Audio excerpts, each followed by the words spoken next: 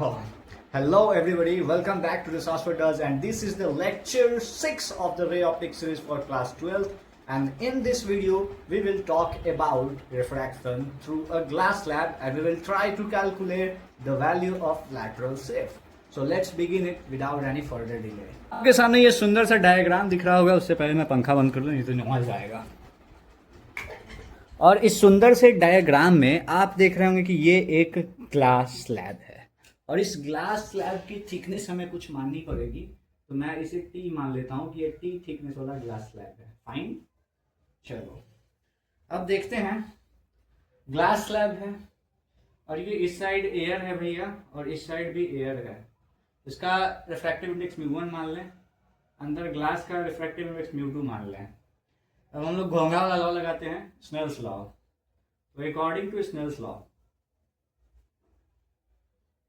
तो पहला प्रोपेगेशन कैसा है, रेडर टू डेंसर मीडियम में। तो स्नेल्स लॉ कहता है साइन I1 यहाँ हो जाएगा, I1 है angle, divided by angle of refraction है, तो यहाँ मैंने R1 ले रखा है, साइन R1 इक्वल्स टू दूसरे मीडियम का रिफ्रैक्टिव इंडेक्स डिवाइडेड बाई पहले मीडियम का रिफ्रैक्टिव इंडेक्स μ2 अपॉन μ1। अब यहाँ आगे बढ़ते हैं, आगे देखिए, आगे फिर देखिए।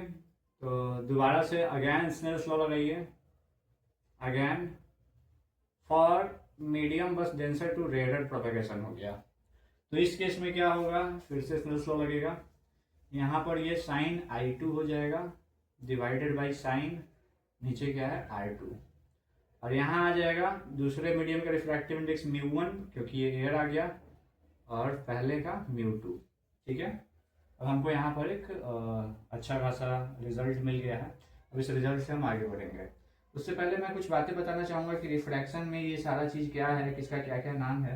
देखो भाई, पहले भी इस पर चीज़ हम चर्चा कर चुके हैं, दोबारा से करते हैं। देखो, यहाँ से AB जो रे जा रहा है वो इंसिडेंट रे है, और ये नॉर्मल से I1 एंगल बना रहा है। एंगल ऑफ इंसिडेंस है I1, ठीक है, इस इंटरफेस के लिए। फिर यहाँ एंगल R बन रहा है, तो एंगल ऑफ रिफ्रैक्शन है, और ये रिफ्रैक्टेड रे है। ये रेडर से डेंसर मीडियम में जा रहा है, इसलिए नॉर्मल के टुवर्ड्स बेंड कर गया है। फिर अब इसको इंटरफेस मिल रहा है जहाँ डेंसर टू रेडर इसको प्रोपेगेट करना है।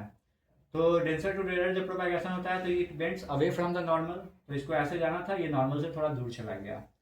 और इस दौरान होता क्या है, इस दौरान जो होता है कि एक्चुअल रे को यहाँ आना था। एक्चुअल में अगर बीच में ग्लास स्लैब नहीं रहता तो रे कहीं यहाँ पे आके निकलता, बट ग्लास स्लैब के आने के कारण ये रे यहाँ पर आके निकल रहा है। तो इसके रे में शिफ्टिंग देखने को मिल रहा है, और वो शिफ्टिंग कितने का शिफ्टिंग है, x अमाउंट ऑफ शिफ्टिंग है। तो इस शिफ्ट को हम लोग बोलते हैं लैटरल शिफ्ट, इसको क्या बोलते हैं, लैटरल शिफ्ट।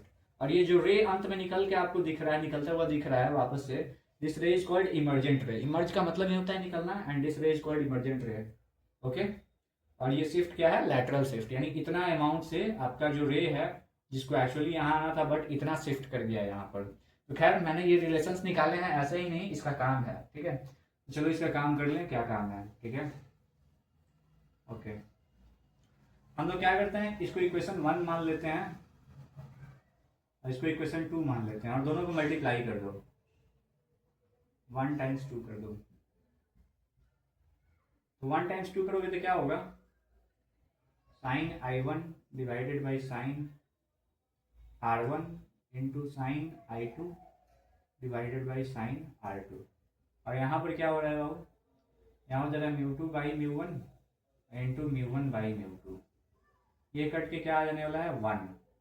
और यहाँ पर कुछ कट रहा है क्या भाई, नहीं कट रहा है। ठीक है, यहाँ पर कुछ नहीं कट रहा है, यहाँ पर उस वैल्यू 1 हो जा रही है। वैल्यू 1 होने से फ़ायदा क्या हो रहा है।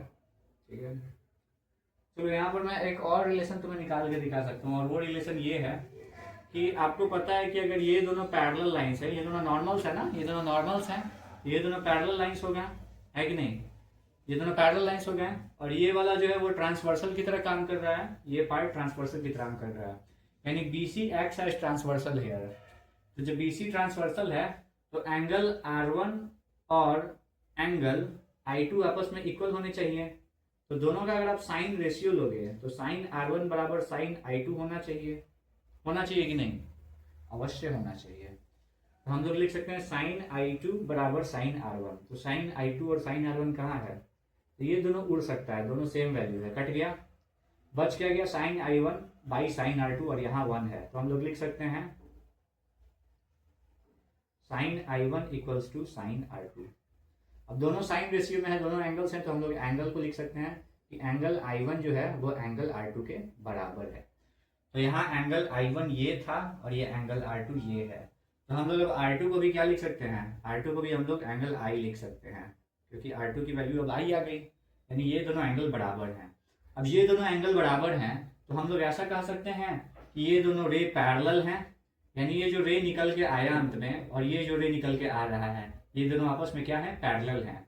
तो हम लोग यहाँ से लिख सकते हैं कि एंगल ये जो ए बी है वो सी डी के क्या है, पैरेलल है, ए बी सी डी के पैरेलल है, और ये शिफ्ट हुआ है एक्स अमाउंट से। तो हमारा मेन काम अब यहाँ पर बच रहा है इस लैटरल शिफ्ट को कैलकुलेट करना। और आपको ये कॉन्सेप्ट आइए समझ में आ गया होगा कि ये सब मैंने कैसे किया, ठीक है। ये सारा कुछ छोटा मोटा मैथमेटिक्स का खेला था, मैथमेटिकल जगलरी था एंड नथिंग एल्स। अब हम शिफ्ट कैलकुलेट करेंगे, एक्स की वैल्यू कैलकुलेट करेंगे, और वहाँ पर थोड़ा और मैथमेटिक्स लगेगा। तो चलिए आते हैं नेक्स्ट पेज पे। कुछ बोर्ड साफ हो गया, चलो देखते हैं। अब आते हैं, बढ़िया भाई। अब देखिए यहाँ ये एंगल आर है, ठीक है, और ये एंगल आई है, ठीक है। तो एंगल आई है, एंगल आर है ये। तो अगर आप थोड़ा मोड़ा अगर पहले पढ़े होंगे कुछ मैथमेटिक्स वगैरह, तो आपको पता होगा कि ये दोनों एंगल्स आपस में इक्वल होते हैं, है ना। ये दोनों एंगल्स आपस में इक्वल होते हैं, तो ये एंगल आपस में इक्वल होंगे, तो ये आई, तो ये बड़ा वाला एंगल आई और आर इतना दूर है, तो ये वाला भाग आई माइनस आर हम लोग कह सकते हैं। कहो हाँ जरूर कह सकते हैं, क्योंकि मैं कह रहा हूँ ना। तो ये एंगल क्या हो गया, आई माइनस आर। अब आगे का काम देख लेते हैं। ओके, तो हम लोग को यहाँ पर दो ट्रायंगल को देखना है ध्यान से। एक ट्रायंगल आपको देखना है बी सी के। तो इन ट्रायंगल बी सी के अगर आप देखोगे तो वहां पर रेशियो लेके देखो, ठीक है, साइन रेशियो लेके देखो। तो साइन रेशियो लोगे किसका, एंगल आई माइनस आर का, ठीक है। तो एंगल आई माइनस आर का आप साइन रेशियो लोगे, तो यहाँ बेस बन रहा है, ठीक है। बेस से कोई मतलब नहीं है, हम लोग को परपेंडिकुलर से मतलब और हाइपोटेनस से। तो परपेंडिकुलर आपका सी के है, ठीक है, ये इंक्लूड हो गया हमारा लैटरल शिफ्ट। और ये वाला जो पार्ट है, कहाँ गया भाई, ये बी सी के बाई बी सी, ऐसा बन रहा है ना भाई, बढ़िया। अब चलो सी के बाई बी सी के को हम लोग क्या लिख सकते हैं, सी के को अपन लिख सकते हैं टी, और बी सी को बी सी लिखेंगे, और क्या, ठीक है, बढ़िया। अब आप क्या कर सकते हो, सॉरी टी नहीं लिखेंगे यार, एक्स था ना, एक्स बाई बी सी। तो एक्स बराबर आप क्या लिख सकते हो, B C times sine i minus r. अब एक और ट्रायंगल की तलाश में आते हैं। एक और ट्रायंगल यहाँ पर बनता दिख रहा है बी एल सी। इससे हमारा बहुत सारा चीज निकल जाएगा। In triangle B L C में आप कॉस आर लेके देखो, ठीक है।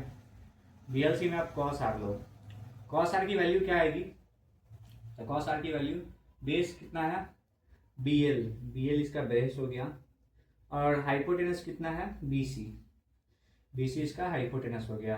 ओके, तो बी एल की वैल्यू हम लोग क्या ले सकते हैं, थिकनेस के बराबर, यानी जो स्लैब का थिकनेस है वो बी एल की वैल्यू है, तो cos r equals to t upon B C है, ठीक है। तो आप और क्या कर सकते हो, अब इस बी सी की वैल्यू आप पुट कर सकते हैं यहाँ से, टी बाई कॉस आर। यहाँ से आपको वैल्यू मिल रहा है बी सी बराबर टी बाई कॉस आर, अवश्य मिल रहा है। तो आप बी सी की जगह टी बाई कॉस आर डाल सकते हो। तो लैटरल शिफ्ट की वैल्यू क्या आ गई, t upon cos r times sine i minus r. This is the value of lateral shift. ये आपके लैटरल शिफ्ट की वैल्यू हो गई। यहाँ पर ये थिकनेस ऑफ द स्लैब हो गया, this part is thickness of the slab, this part if you know the value of angle of refraction then cos उसका ले लो, और अगर आपको एंगल ऑफ इंसिडेंस और एंगल ऑफ रिफ्रैक्शन पता है तो उसका साइन रेशियो ले लो। आपका ये फॉर्मूला बन के तैयार है, ठीक है। ओके, बढ़िया। अब हम एक और ख़ास चीज़ देख लेंगे, और वो ये खास चीज़ है कि आपका जो लैटरल शिफ्ट है ये मैक्सिमम कब होगा। तो मैक्सिमम लैटरल शिफ्ट कब संभव है, उसके लिए मैं क्या करूँगा, इस पार्ट को एक्सपैंड कर दूंगा। तो चलो एक्सपैंड करते हैं। हमने पढ़ रखा है साइन का फॉर्मूला, साइन ए माइनस बी, वो क्या होता है पता नहीं, देखते हैं क्या होता है। Sine A into cos B minus cos A into sine B, cos A into sine B, this is the formula. और यहाँ पर क्या था भाई, कॉसार था। ये एक्स की वैल्यू चले आ रही है ना, एक्स की वैल्यू चले आ रही है। अब मैं क्या करूँगा, कॉसार से सबको डिवाइड कर दूंगा, ठीक है। कॉसार से डिवाइड करने का मतलब यहाँ कॉस स्क्वायर आर नहीं कर लेना है, मतलब यही कॉसार अंदर जा रहा है, ठीक है। तो यहाँ जाएगा टी, इधर बच जाएगा साइन आई माइनस, यहाँ हो जाएगा cos I by cos R into sine R. कोई दिक्कत नहीं होनी चाहिए, ठीक है। अब उसके बाद मैं टी साइन आई बाहर निकाल लेता हूँ। तो मैं अगर टी साइन आई बाहर निकाल रहा हूँ, इसका मतलब क्या है, इसका मतलब यहाँ 1 हो जा रहा है, और यहाँ पर साइन आई तो है ही नहीं। साइन आई नहीं है तो हम क्या करेंगे भैया, साइन आई नहीं है तो हम लोग साइन आई यहाँ से डिवाइड में लगा देंगे, ठीक है। ये सिंपल मैथमेटिक्स है, ऐसा लिख सकते हैं, बिल्कुल लिख सकते हैं, ठीक है। अब आपको ये बड़ा ही सुंदर नज़ारा देखने को मिल रहा होगा, ठीक है। हम चाहें तो इसका स्वरूप अभी परिवर्तित कर सकते हैं, लेकिन करने का बिल्कुल भी मन नहीं कर रहा है। इसका स्वरूप परिवर्तित कर सकते थे और इसको थोड़ा टैन वैन ये सब कर सकते थे, लेकिन क्या ही फालतू का करें, ठीक है, मज़ा नहीं आएगा। सीधा एक्स मैक्स निकालते हैं, एक्स मैक्स कब होगा, तो एक्स मैक्स कब संभव है ये सोचो। देखो ये टी साइन आई है ना, तो अगर टी साइन आई है यहाँ पर, तो और ये 1 माइनस कुछ टर्म है, यानी यहाँ पर तुम कुछ भी अगर क्वांटिटी रखोगे तो वो टी साइन आई में से घटने वाला है। तो पहली बात तो ये है कि भाई ये घट जाएगा, बढ़ेगा नहीं, ठीक है। तो तुम नहीं चाहोगे कि ये घटे, तो तुम इन सब को भगाना चाहोगे, ये पूरा टर्म भगाना चाहोगे। साथ साथ टी साइन आई को भी तुम मैक्सिमम चाहोगे, और साइन की मैक्सिमम वैल्यू कब आती है, 90 पे आती है। तो आई जब 90 हो जाएगा तो देखो क्या होने वाला है, this part is going to be 1 and this part is going to be 0, ये खत्म, यानी t टाइम्स 1, यानी x मैक्स कब होगा, जब i 90 डिग्री होगा और इसकी वैल्यू कितनी आएगी, थिकनेस ऑफ स्लैब की बराबर, यानी मैक्सिमम लैटरल शिफ्ट कितना संभव है, थिकनेस ऑफ द स्लैब के बराबर। तो that's it for the day. ये एक छोटा सा डेरिवेशन था जिसे हमने कंप्लीट किया, और हम लेक्चर को छोटा छोटा करने की कोशिश कर रहे हैं, क्योंकि बड़ा रहेगा तो तुम्हें देखने का मन भी नहीं करेगा, छोटा रहेगा तो मज़ा भी आएगा। और ऐसा नहीं है कि क्वेश्चंस हम नहीं करेंगे, क्वेश्चंस हम करेंगे, अच्छे से करेंगे, तबीयत से करेंगे, बट थोड़े समय बाद करेंगे। और मैंने ऑलमोस्ट लेक्चर का यहाँ पर पूरा एक अच्छा खासा जुगाड़ कर रखा है। जैसे अभी लेक्चर 6 खत्म हुआ, फिर लेक्चर 7 स्टार्ट होगा, फिर लेक्चर 8, लेक्चर 9, फिर प्रॉब्लम्स आएंगे। तो इसकी चिंता नहीं करनी है कि प्रॉब्लम्स नहीं हो रहे हैं, प्रॉब्लम्स होंगे, बढ़िया से होंगे, ठीक है। चलिए ठीक है, धन्यवाद। Subscribe the channel, like the video और share it with your friends, ठीक है। Bye bye.